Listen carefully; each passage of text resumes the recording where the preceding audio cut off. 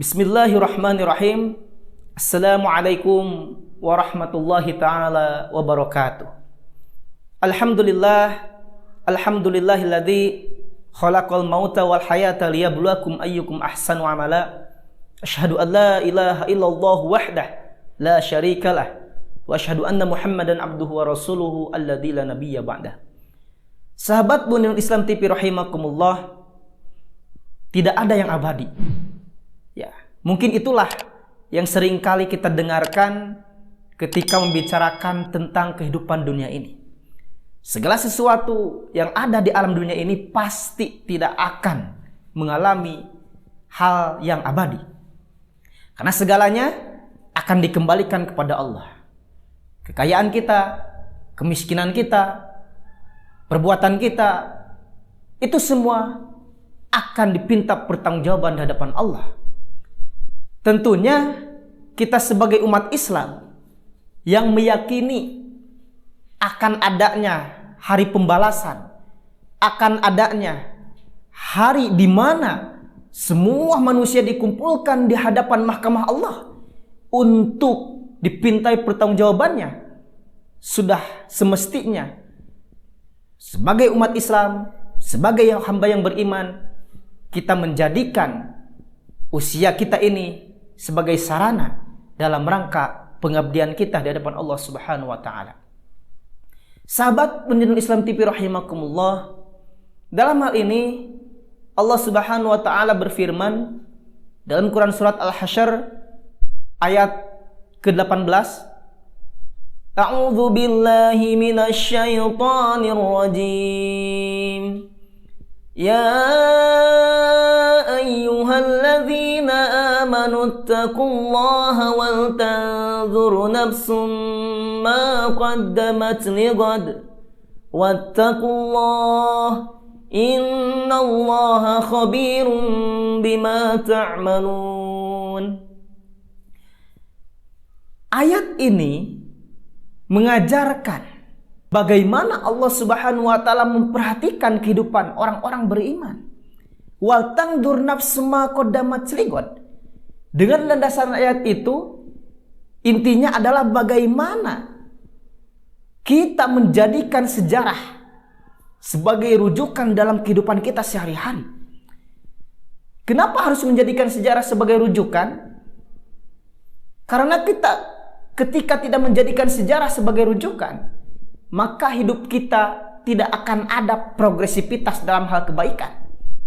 Berbeda dengan seorang yang menjadikan masa lalunya, sejarahnya sebagai rujukan, maka akan ada progresivitas, akan ada peningkatan. Terkhususnya dalam hal ini adalah peningkatan pengabdian diri kita di hadapan Allah Subhanahu wa taala. Tentunya tak terasa kehidupan di alam dunia ini kita sudah melewatinya beberapa tahun lamanya. Tak terasa mungkin ada yang sudah 10 tahun, 20 tahun, 30 tahun, 40 ya. Misalkan ada yang berusia sampai ratusan tahun. Itu merupakan usia titipan dari Allah Subhanahu wa taala. Sehingga bagaimana caranya supaya titipan ini sesuai dengan kehendak yang menitipkannya. Dalam hal ini Allah Subhanahu wa taala tentunya berkehendak hanya menghendaki manusia untuk beribadah kepada Allah Subhanahu wa taala. Sehingga dalam Quran surat Az-Zariyat ayat ke-56, "Wa ma khalaqtul jinna wal insa illa liya'budun." Ya. Sungguhnya Allah menciptakan jin dan manusia ya, itu hanyalah dalam rangka beribadah kepada Allah Subhanahu wa taala.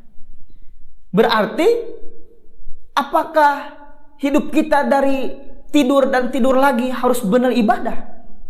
Ya, dari detik ke detik, menit ke menit, jam, hari, minggu, apakah semuanya harus benar ibadah? Jawabannya tentu iya. Ya, karena segala sesuatu yang kita lakukan ini akan bernilai ataupun akan dipinta pertanggungjawaban di hadapan Allah Subhanahu wa taala. Karena usia yang berkah itu ketika usianya diisi dengan segala sesuatu yang bernilai ibadah di hadapan Allah Subhanahu wa taala.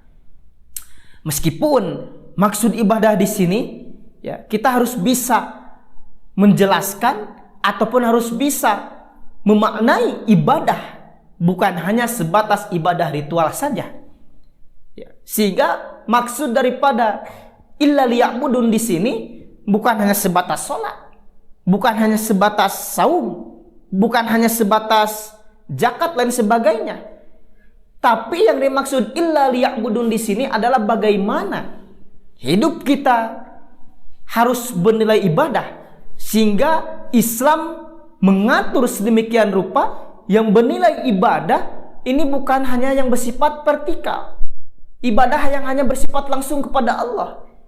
Tapi ibadah di sini Islam mengajarkan yang bersifat horizontal pun, ya, bermuamalah sesama manusia itu akan bernilai ibadah di hadapan Allah ketika itu semua tidak dijadikan tujuan hidup, melainkan dijadikan sebagai sarana prasarana dalam rangka proses pengabdian dirinya kepada Allah Subhanahu wa taala. Sahabat Bunyanul Islam TV rahimakumullah. Dalam salah satu hadis qudsinya, Rasulullah SAW menyampaikan dalam hal ini, Allah Ta'ala berfirman, demi kemuliaanku, demi keagunganku, dan demi kebutuhan hambaku kepadaku, sungguh aku merasa malu menyiksa hambaku baik laki-laki maupun perempuan yang telah beruban karena tua dalam keadaan muslim. Hadis qudsi ini membuktikan bahwa apresiasi dari Allah, ya, bagaimana Allah mengapresiasi seseorang yang diberikan kelebihan usia yang panjang.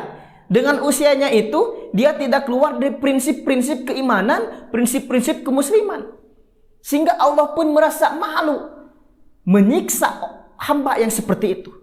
Kenapa? Karena hidupnya habis dalam rangka meniti karir menjadi seorang mukmin, menjadi seorang muslim yang baik dan taat di hadapan Allah Subhanahu wa taala.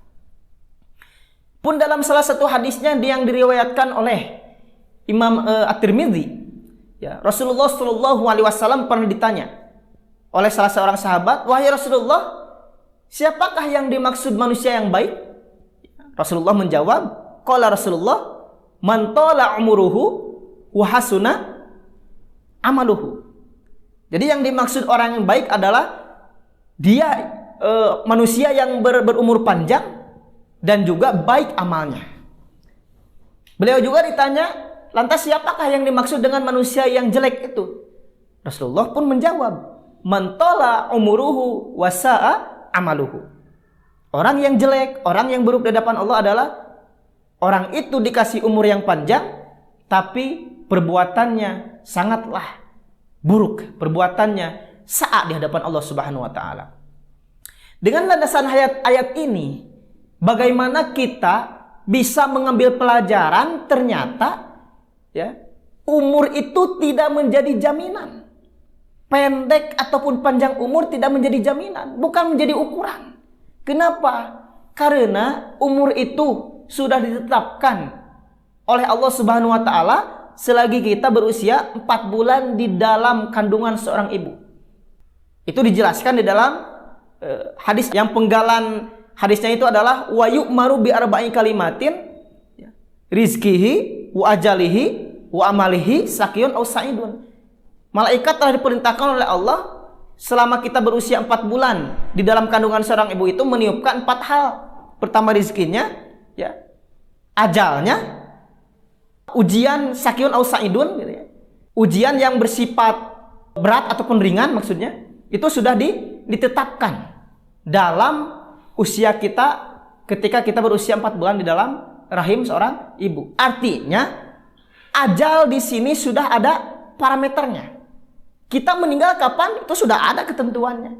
Sehingga ketika disangkutkan dengan hadis tadi riwayat At-Tirmidzi yang dimaksud tola umuruhu wasun amaluhu, ya, bisa dikatakan manusia yang baik, dan tola umuruhu wasa amaruhu dikatakan manusia yang jelek di hadapan Allah. Yang jadi fokus kita adalah bagaimana caranya supaya hidup kita senantiasa bernilai hasuna amaluhu, dan juga menghindari setiap perbuatan yang bisa bernilai sa'a amaluhu. Karena kita harus pahami bersama, jangan sampai usia kita yang Allah berikan sebagai titipan ini dipakai hanya untuk memenuhi isi perut dan kebutuhan di bawah perut. Artinya yang ada di dalam pola pikir kita itu bagaimana caranya kita mengumpulkan kekayaan sebanyak mungkin, bagaimana caranya kita melampiaskan biologis kita. Nah, sehingga orang yang seperti itu akan berpahaman filosofis barat. Apa itu? Mereka orang-orang barat mempunyai filosofis time is money. Waktu itu adalah uang. Orang yang seperti itu, orang yang mempunyai filosofis waktu adalah uang, dia akan mengerahkan segala kekuatannya, mengerahkan segala kemampuannya dalam rangka mengumpulkan sebanyak mungkin uang. Karena berpahaman uang adalah segalanya. Sehingga ketika waktu tidak menghasilkan uang, dinilai rugi di pandangan mereka. Dan juga mereka berpahaman segala sesuatu bisa dibeli dengan uang. Bahkan kebenaran pun oleh orang-orang seperti itu bisa dibeli dengan uang. Sehingga banyak slogan yang mengatakan tak gentar membela yang bayar. Ya, seharusnya tak gentar membela yang benar, tapi ini tak gentar membela yang bayar. Ini membuktikan kenapa situasi kondisi hari ini masyarakat banyak yang berfilosofiskan filosof barat, yaitu time is money. Waktu itu adalah uang. Dan tanpa disadari, ketika orang-orang ataupun umat Islam terjerumus ke sana, maka usianya bukan menjadi berkah, melainkan usianya akan menjadi musibah. Sahabat Binul Islam TV rahimakumullah, kita kembali ke hadis tadi yang dimaksud oleh Rasulullah sebagai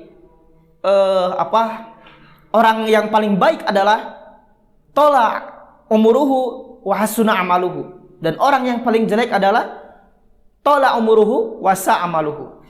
Jadi yang dimaksud hasuna amaluhu di sini tentunya kita harus menilai dari perspektif ataupun sudut pandang zat yang mempunyai kebaikan, zat yang mempunyai nilai-nilai kebenaran, yaitu Allah Subhanahu wa taala. Ya, tentunya Al-Qur'an menjadi parameter di sini. Kenapa harus demikian? Karena ternyata ketika kita mempunyai pandangan yang disebut hasuna amaluhu dan sa'amaluhu ini di dalam perspektif manusia, tentunya ini akan ada banyak pertentangan, perdebatan. Kenapa? Karena ketika sa'a amaluhu dan hasuna amaluhu ditinjau dari perspektif manusia, maka yang lahir ini bisa saja tidak sesuai ataupun pandangannya itu akan subjektif. Jadi pandangan dari pandangan pribadinya saja. Ya. Jadi bisa saja menilai seseorang baik dan buruknya itu tergantung dengan apa yang melandasi perspektifnya itu.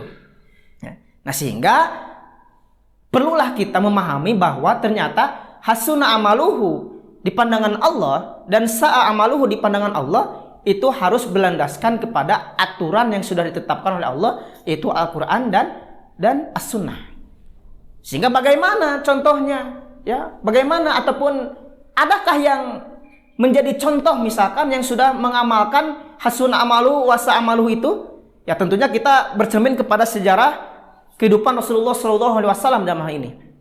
Ya, bagaimana dalam kehidupan Rasulullah SAW, ya, kita diperlihatkan dua tokoh yang berpengaruh di dalam kehidupan seorang nabi, yaitu Siti Khadijah, Ummul Mukminin Ibunda Siti Khadijah. Yang kedua adalah paman beliau yang bernama Abu Thalib. Dua orang ini adalah merupakan orang yang paling terdepan dalam membela dakwah Rasulullah, baik dengan hartanya, baik dengan kedudukan maupun dengan jiwanya sekalipun. Ya. Tapi nilai yang membedakan kedua orang ini, sehingga yang satu mewakili hasun amaluhu, yang satunya lagi mewakili sa'a amaluhu. Siti Khadijah dalam hal ini beliau mewakili contoh orang yang hasun amaluhu. Kenapa? Karena pengorbanan beliau, cintanya beliau kepada Rasulullah menjadi garda terdepan dengan harta dan lain sebagainya, sampai akhir hayatnya pun Beliau mengorbankan itu semua dalam rangka mengabdikan dirinya di hadapan Allah Subhanahu wa taala. Dan juga landasan di sini yang membedakan. Landasan Siti Khadijah membela Rasulullah bukanlah karena Rasulullah itu sebagai suaminya, bukan. Tapi yang menjadi landasan adalah keimanan dan keislaman. Iman kepada risalah Nabi Muhammad dan Islam yang menjadi landasan perbuatannya itu menjadi sesuatu yang bisa melegalkan amal perbuatannya menjadi amal baik di depan Allah. Sehingga dengan dua kalimat syahadatnya Siti Khadijah, maka itu menjadi awal landasan diterimanya segala pengorbanan perjuangan yang dilakukan terhadap Rasulullah SAW. Berbeda halnya dengan seorang Abu Thalib.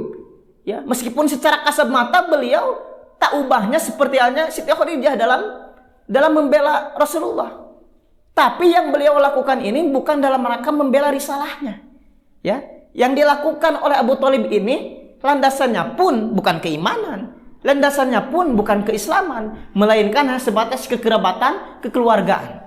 Nah, sehingga di sini kita bisa melihat bagaimana kontrasnya perbedaan landasan dan tujuan antara Siti Khadijah dan Abu Thalib. Itu pun bisa terjadi di kehidupan kita. Ya, setiap amalan baik, setiap perbuatan baik di hadapan manusia itu belum tentu baik di hadapan Allah. Ketika landasan ya yang melandasi perbuatan itu bukanlah keimanan, bukanlah keislaman. Tapi bisa saja yang menjadi landasan itu hanya praduga, ataupun landasannya itu hanya kekerabatan, ataupun rasa malu dan sebagainya. Tentunya itu semua tidak akan bernilai menjadi hasunah amaluhu di hadapan Allah, dan bisa saja itu menjadi sesuatu yang sa'a amaluhu di hadapan Allah Subhanahu wa taala. Sahabat Banu Islam TV rahimakumullah, dengan penjelasan tadi tentunya kita bisa mengambil kesimpulan bahwasannya jadikanlah usia ya, sisa usia kita hari ini menjadi pelaku dalam rangka pengabdian diri kita kepada Allah Subhanahu wa taala. Ya. Dan pengabdian itu pun harus tetap dilandasi dengan keimanan kita dan juga keislaman kita. Karena segala sesuatu tanpa landasan iman dan Islam ini tidak akan bernilai di hadapan Allah Subhanahu wa taala. Karena Allah berjanji dalam Quran surat An-Nisa, di situ Allah berjanji, a'udzubillahi minasyaitonir rajim, wa may ya'mal minas solihati min dzakarin aw unsa wa huwa mu'min fa ulaika yadkhuluna jannah wa la yudlamuna nakira. Bahwasanya ketika orang melakukan perbuatan baik sedangkan dia beriman, maka Allah akan memasukkan mereka ke dalam surganya Allah, ya. Dan Allah tidak akan mendolimi sedikit pun atas apapun yang ada dalam diri mereka. Sehingga dengan landasan ayat itu kita bisa mengambil kesimpulan iman sangat menjadi sesuatu yang sangat fundamental dalam kehidupan kita.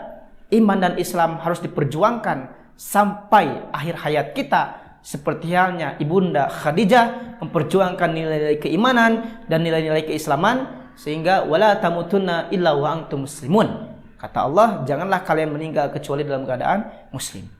Syukran Allah minkum, atul bu'afa minkum min al-hata'i. Assalamualaikum warahmatullahi taala wabarakatuh.